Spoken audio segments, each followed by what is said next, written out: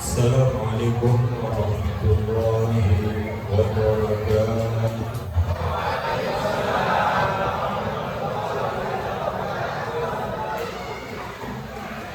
Alhamdulillahil qail subhanalladzi asra bi 'abdihi laylan minal masjidil haram ilal masjidil aqsa alladzi barakna hawlahu linuriyahu min ayatina innahu huwas sami'ul basir.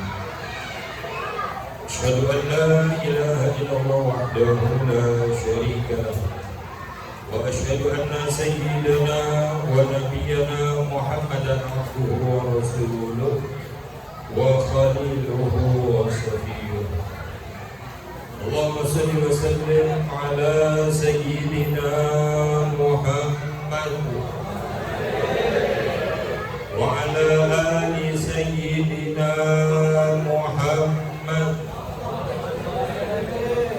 bil lisanil jami'ah fil hadratil wasi'ah salatan tumiddu biha jismi min jismi wa qalbi min qalbi wa ruhi min ruhi wa sirri min sirri wa ilmi min ilmi wa amali min amali wa khuluqi min khuluqi wa niyyati min niyyati wa wijhati min wijhati wa qasdi min qasdi wa ta'ala barakatuhu alayya wa ala awladi wa ala ashabi wa ala ahli asri ya nur ya nur ya nur ij'alni nuran ya haqqin nur kama ba'du.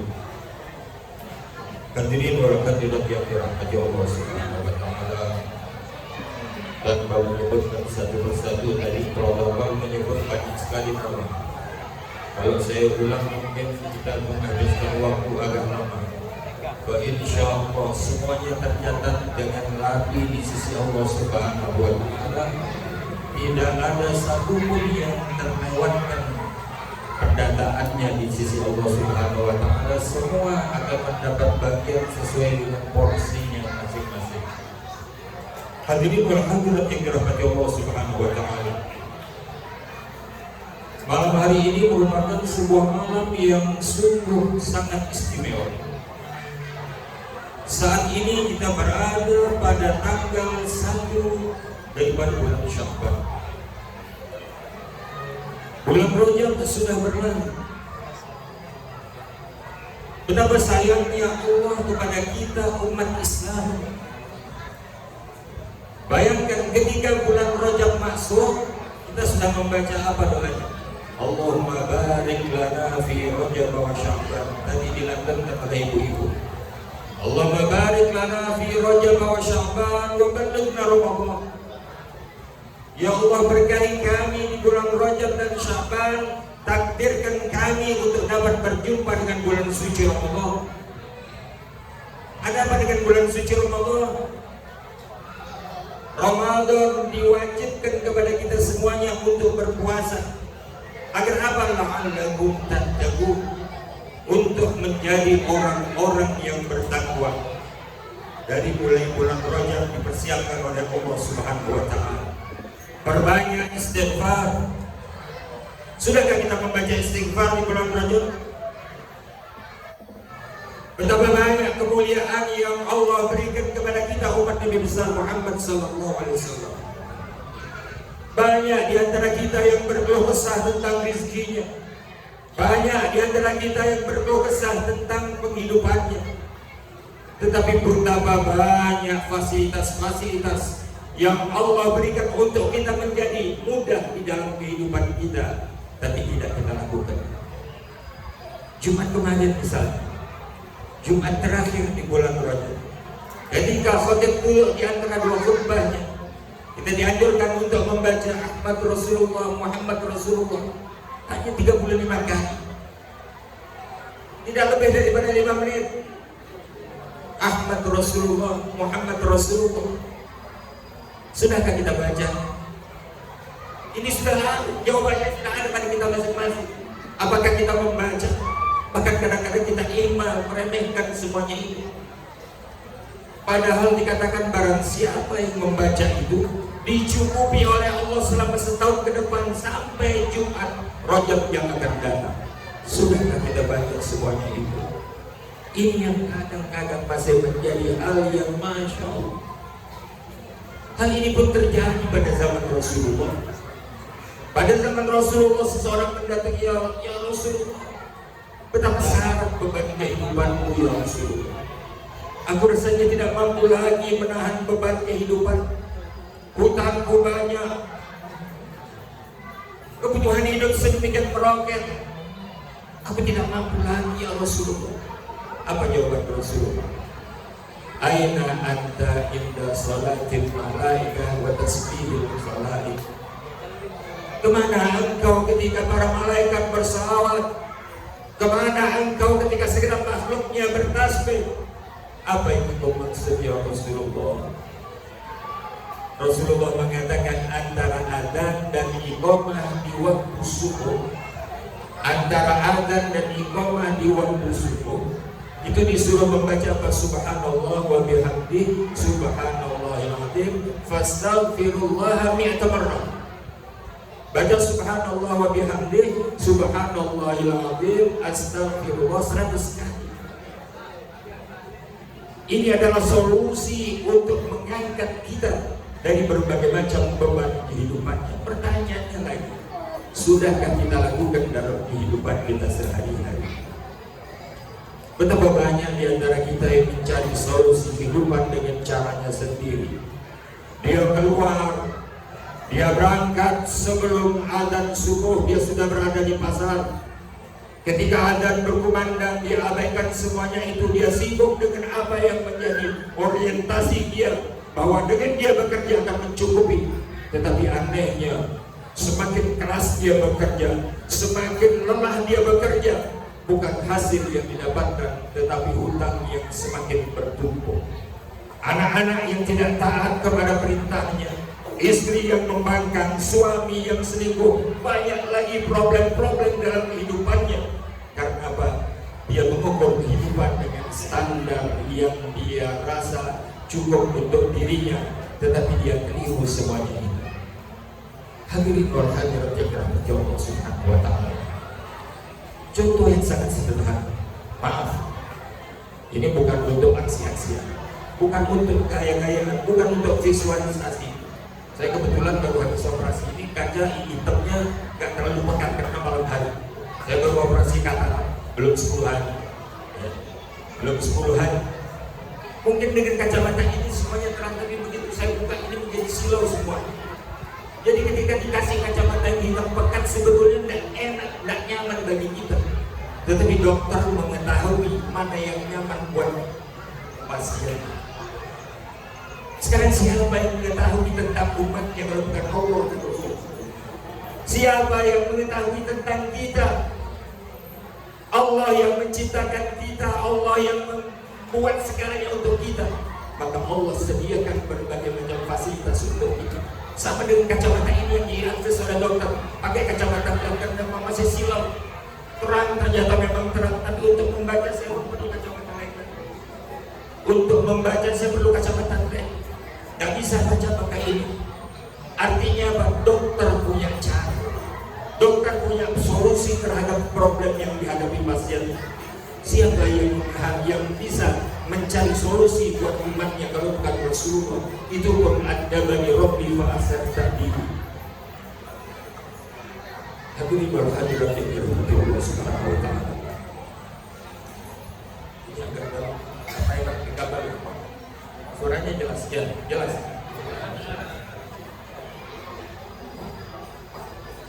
Kacamata yang saya pakai ini, saya bisa lihat dengan tanpa ini saya nggak bisa baca. Sudut pandang kehidupan ini sama dengan kacamata yang saya pakai. Ketika kita melihat sesuatu dengan cara yang salah, maka salah kita menilai. Ketika kita menempatkan sesuatu bukan pada tempatnya, maka kita menjadi orang-orang yang dolim, orang-orang yang anyayang, yang memberikan statement yang salah dalam kehidupan.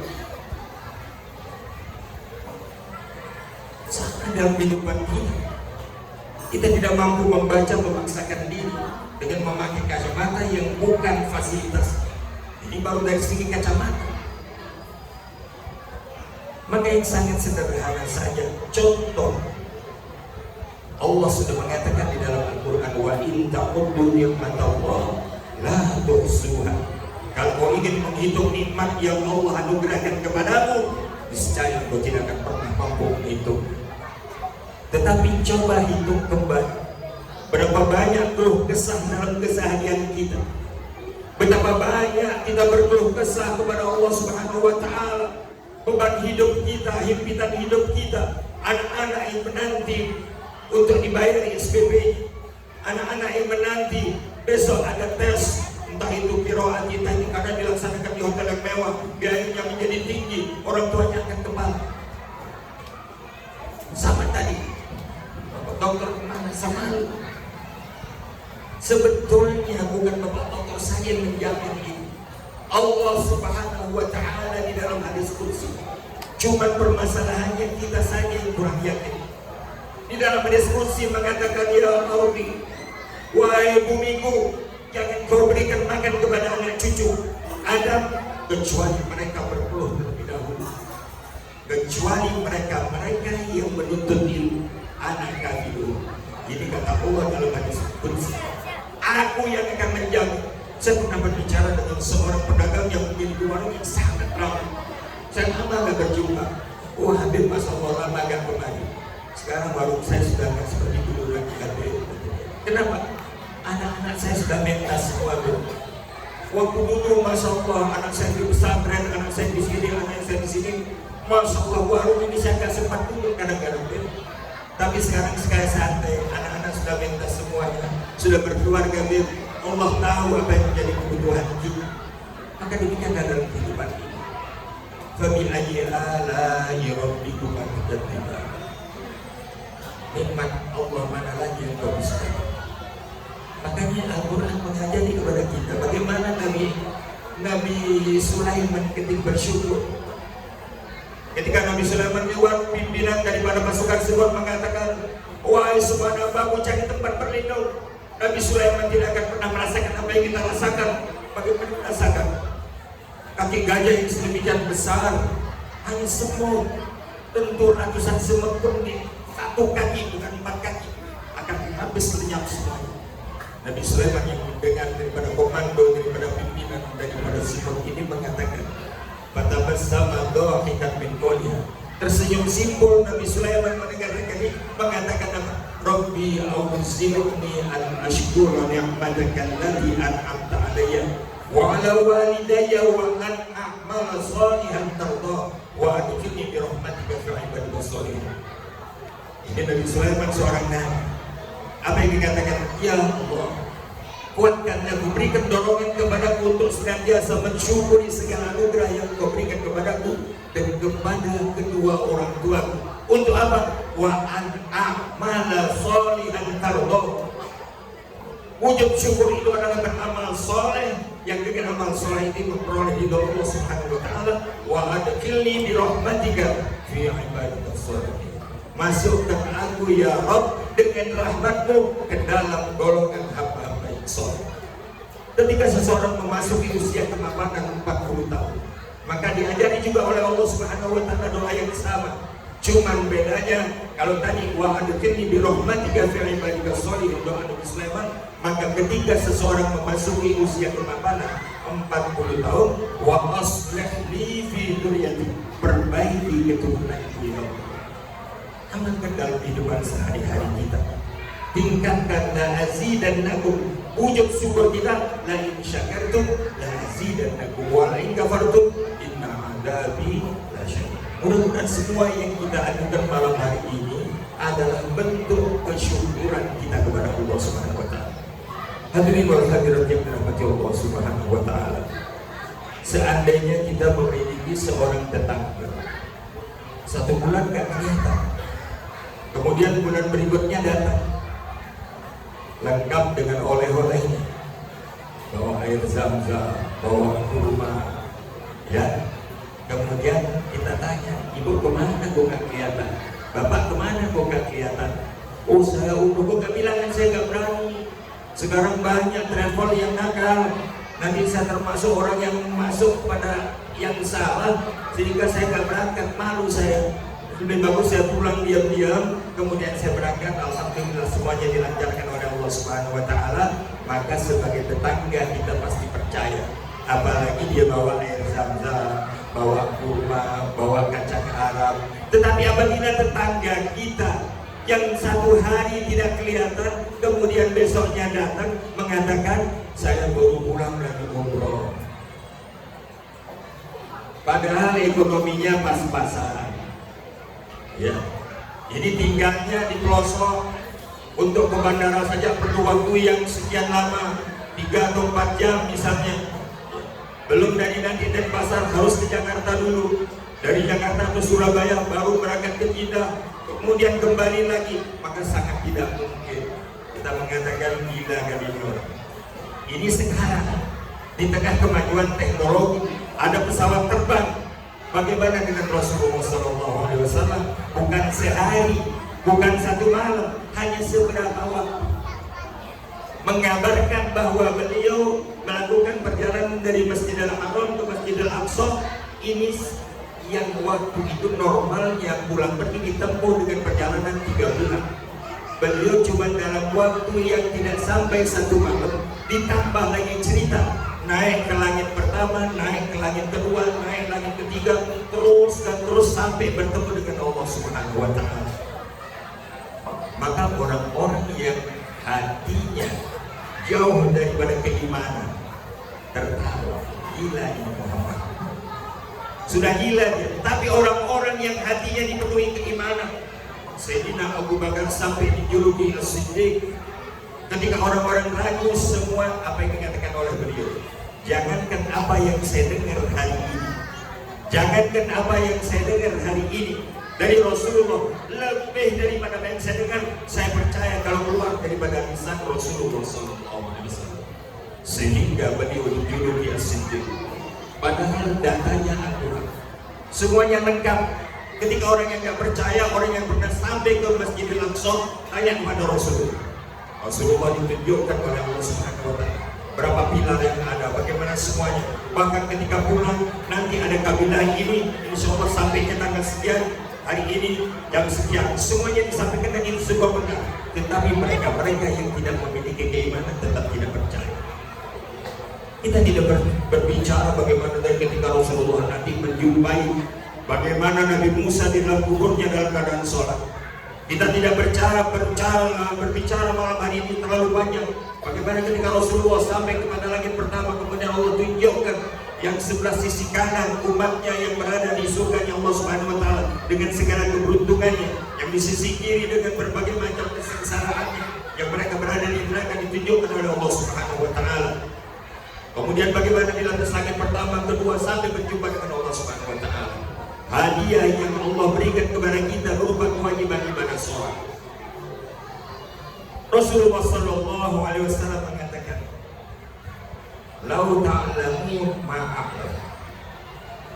Seandainya engkau kalian semua mengetahui apa yang aku ketahui, la dhahiktum qalilan, kau akan sedikit tertawa, wa la bakaitum katsiran, dan kau akan banyak menangis. Rasulullah mengetahui surga yang mana. Rasulullah ditunjukkan oleh Allah, ini loh surga dengan berbagai macam kenikmatannya, ini loh neraka dengan berbagai macam azabnya. Bahkan suatu saat ketika Rasulullah SAW berjalan di sisi kuburan, Rasulullah diam sejenak, kemudian mengambil batang kurma, dia tancapkan di kuburan, kemudian dia mengatakan semua Allah maghfir, ya Allah berikan ampunan kepada orang yang ada di dalam kubur ini saat ini sedang disiksa. Pelepah kurma yang masih basah ini selagi basah dia bertasbih kepada Allah Subhanahu Wa Taala. Ini yang tadi dikatakan oleh Rasulullah, aina anta inda sholatil malaika wa tasbihil khalaik. Para makhluknya bertasbih dengan caranya, tapi kita tidak paham bagaimana tasbihnya para makhluknya Allah Subhanahu Wa Taala. Rasulullah mendengar. Bagaimana seandainya kita mendengar daripada tasbih, bagaimana kita mendengar bahasa daripada para makhluknya Allah. Pada kesempatan kali ini karena memang sudah cukup larut, saya tidak akan berbicara banyak. Sebelum itu sebuah hadis yang panjang disampaikan oleh malaikat Jibril kepada Rasulullah. menjelaskan tentang orang-orang yang meninggalkan sholat. Qati'us sholat, panjang hadisnya. Kemudian sampai pada kalimat, ketika seseorang yang meninggalkan sholat menyuap makanan ke mulut, ya, idza kana qati'us sholat rufi'atil luqmah ila fihi qalat la'natullah ya aduwwah takul rizqallah wa la tu'addi faraidah. Apa yang dikatakan oleh makanan yang dimakan oleh mereka-mereka yang meninggalkan sholat. La'natullah ya aduwwah, celaka engkau wahai musuhnya Allah. Kau makan rezekinya Allah sementara kau tidak laksanakan apa yang menjadi perintahnya Allah Subhanahu wa taala. Bagaimana seandainya seseorang makan mendengar ucapan makanan yang dia makan melaknati dia sendiri, ya Allah, mungkin gak jadi dia makan, gak jadi dia makan. Makanan yang disuap oleh orang-orang yang meninggalkan sholat mengatakan laknat Allah untukmu wahai musuh Allah.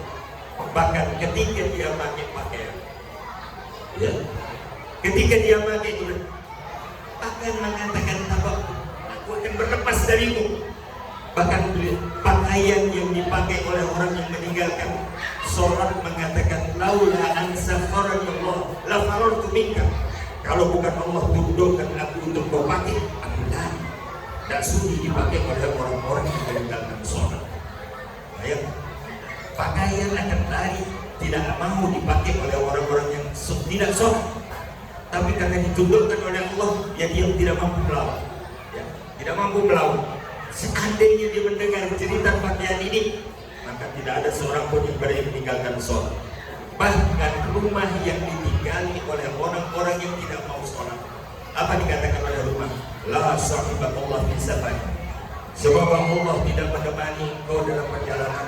Tidak ada yang menjaga barang-barang yang kau tinggalkan, rumah yang kau tinggalkan, bahkan kau mudah-mudahan tidak lagi kembali dalam keadaan selamat. Rumah mendoakan supaya orang-orang yang tidak sholat ini tidak selamat dalam perjalanannya, sehingga tidak lagi kembali ke rumah. Rumah tidak kuat ditinggali oleh orang-orang yang tidak sholat. Padahal Allah sudah mengingatkan kepada kita semuanya, awwalu ma yuhasabu bihil abdu yawmal qiyamah as-sholat. Nanti kelak yang pertama kali dihisab adalah sholat. Kalau sholatnya diterima maka yang lain insya Allah akan diterima. Tapi kalau sholatnya ditolak, walaupun dia berderma 1000 kilo emas, walaupun dia berderma segunung emas, walaupun dia menyelamatkan 1000 anak yatim, walaupun dia menyekolahkan 1000 anak, akan menjadi sia-sia di sisi Allah Subhanahu wa taala. Ya. Makanya dikatakan dalam penutup hadis ini, ya, qati'us shalah. Ya, orang yang meninggalkan sholat yamutu yahudiyan wa yub'atsu nasrani, mati dalam keadaan Yahudi dan nanti akan dibangkitkan dalam keadaan Nasrani.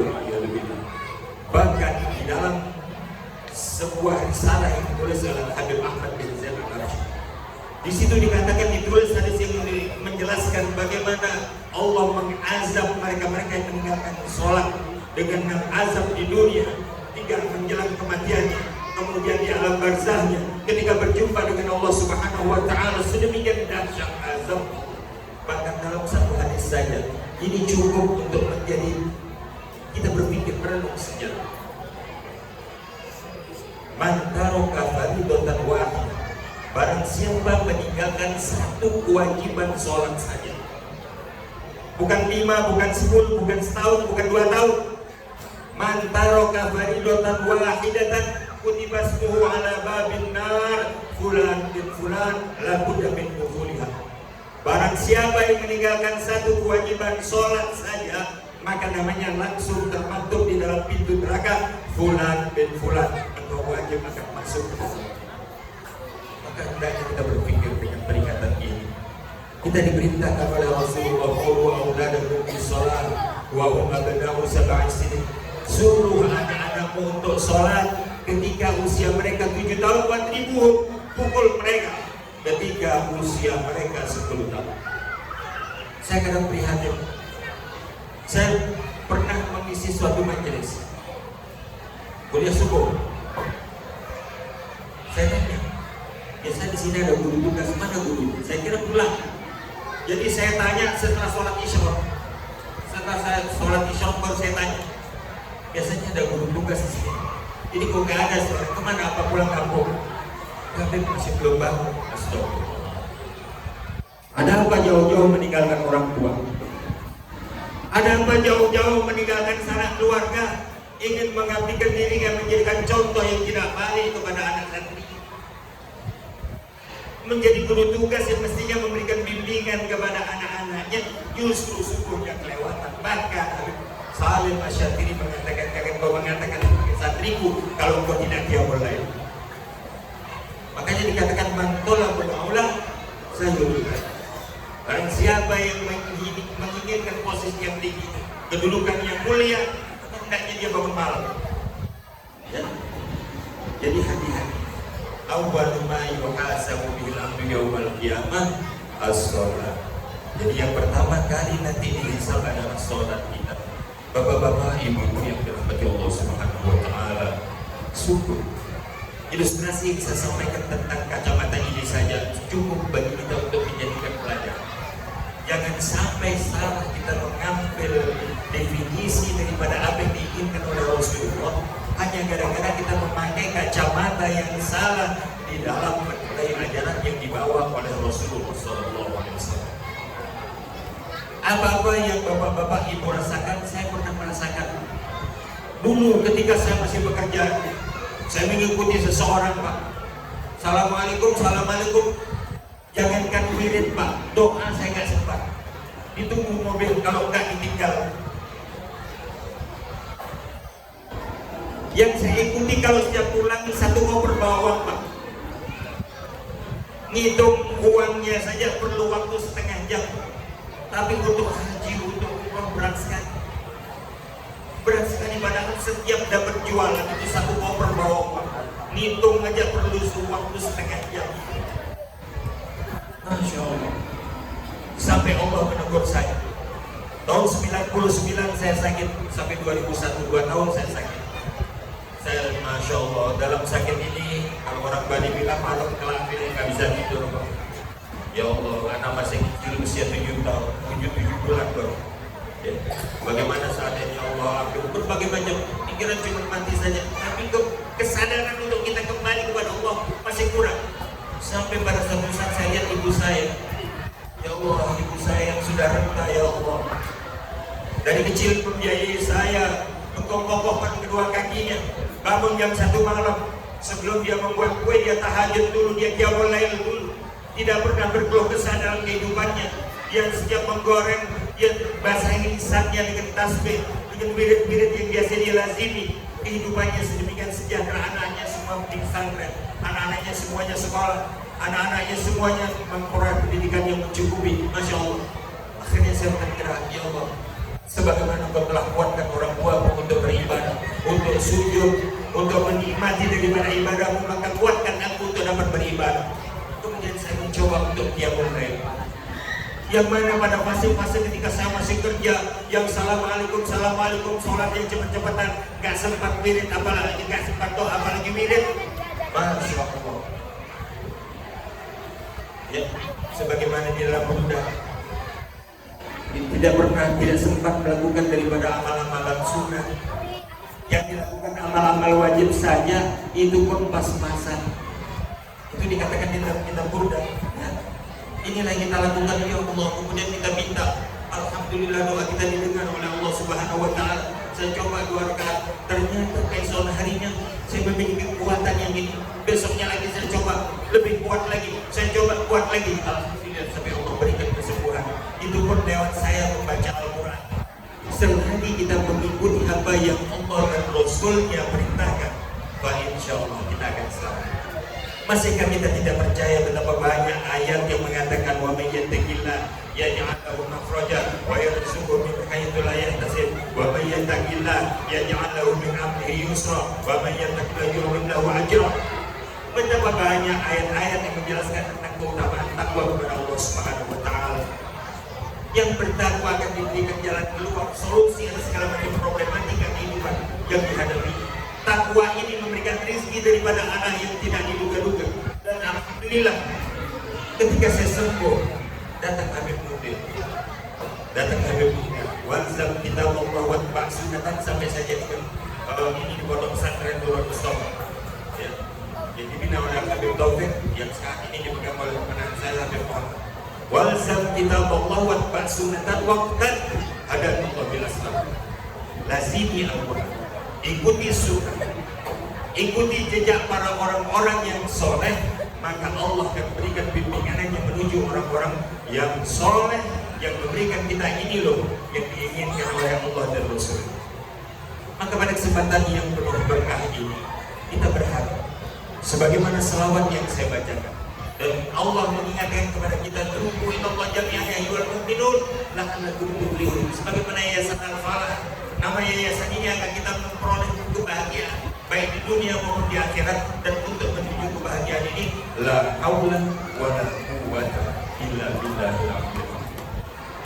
Di dalam roti Quran yang kita baca setiap habis maghrib atau habis isya, sebelum kita ingin diwafatkan dalam keadaan husnul khatimah, diwafatkan dalam keadaan Islam, ya dzal jalali wal ikram amitsna ala dinil Islam, maka apa yang kita minta? Amankan, ya. Kita beriman dulu kepada Allah, ya.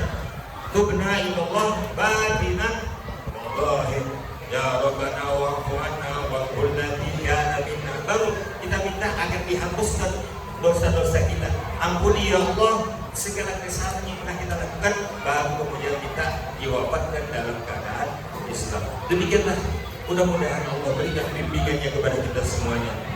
Mudah-mudahan dengan peringatan daripada Isra dan Mi'raj yang mana Allah tunjukkan kebesarannya, alam beserta istrinya dilihat oleh Allah kepada Rasulullah SAW. Ini loh semesta linuriyahu min ayatina. Betapa besar dan agungnya Allah Subhanahu wa taala. Mudah-mudahan kita menjadi hamba-hamba yang bertakwa. Rabbi ja'alna muqimis shalah. Ya Allah, jadikan kami orang-orang yang dapat menegakkan salat, sehingga mudah-mudahan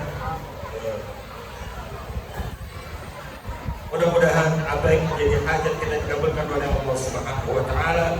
Dan sebelum kita panjatkan doa, ya, sebelum kita panjatkan doa, apa yang menjadi hajat umat Islam pada zaman Rasulullah, awali dengan sedekah terlebih dahulu. Ini saya ingatkan, ada surban yang keliling sendiri, ya, ada surban yang keliling sendiri, ya, ada surban keliling katanya. Jadi insya Allah mudah-mudahan kita kasih kesempatan dulu untuk panitia mengedarkan daripada surban. Mudah-mudahan kita berikan hidayah oleh Allah Subhanahu wa taala. Amin ya rabbal alamin. Fadhal.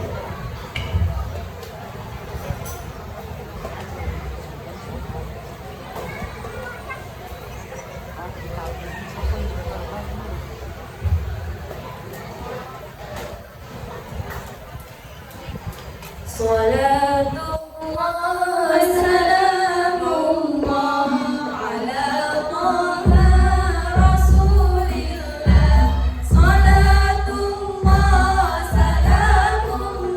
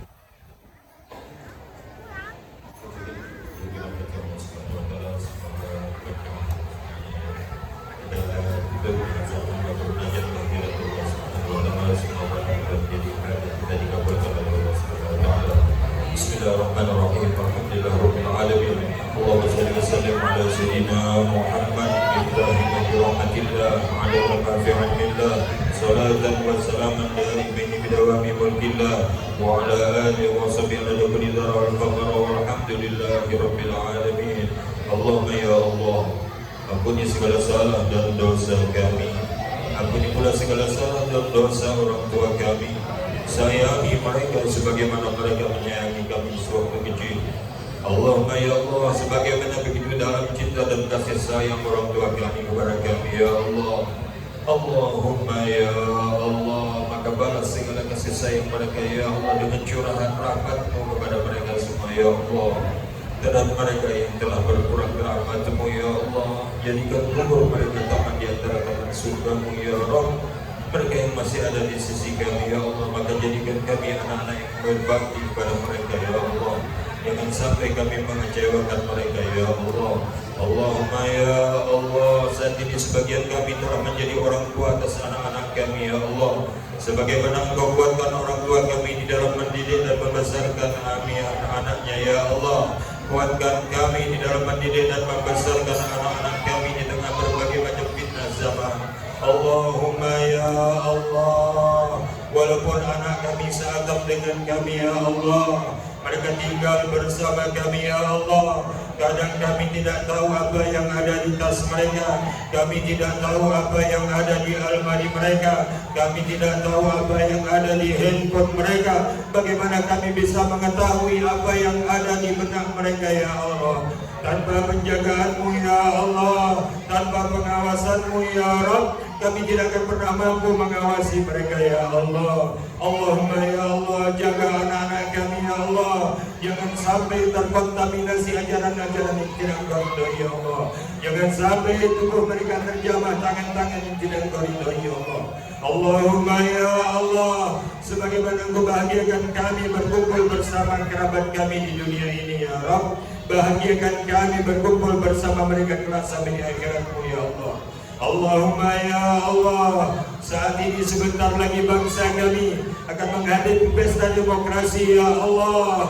Jadikan kami berkumpul saat ini ya Allah, mengangkat kedua belah tangan kami ya Allah. Jadikan negeri ini negeri baldatun thayyibatun wa rabbun ghafur ya Allah. Berikan kami wakil-wakil yang terbaik ya Allah, berikan pemimpin-pemimpin yang terbaik buat kami ya Allah. Allahumma ya Allah, jangan lantaran dosa-dosa yang kami lakukan ya Allah, Engkau berikan pemimpin yang buruk kepada kami ya Allah. Allahumma ya Allah, jadikan berkah majelis ini ya Allah, satu hati kami dalam kebaikan-Mu ya Allah. Allahumma ya Allah, jadikan berkah majelis ini ya Allah, Engkau terangi hati kami ini ya Allah. Jadikan berkah majelis ini ya Allah, Engkau lembutkan hati kami ya Allah. Allahumma ya Allah, jadikan berkah majelis ini ya Allah, Engkau jadikan kami orang-orang yang berguna bagi agama, nusa dan bangsa ya Allah. Allahumma ya Allah, jadikan berkah majelis ini ya Allah. Kalau selama ini kamu belum merasa nikmat dengan salat kami ya Allah, maka berikan kami untuk merasakan nikmatnya lezat ibadah kami ya Allah. Kalau selama kami ini ya Allah belum mampu istiqomah dalam qiyamul lail ya Allah, maka kuatkan kami untuk dapat qiyamul lail ya Allah, bermunajat kepada-Mu di tengah malam ya Allah. Allahumma ya Allah, kalau selama ini kami terlambat kami lakukan ya Allah, jadikan kami orang-orang yang bisa tepat waktu di dalam sholatnya ya Allah. Kalau selama ini kami melakukan dalam keadaan sendiri ya Allah, maka mudahkan kami untuk melakukannya dalam keadaan berjamaah ya Allah.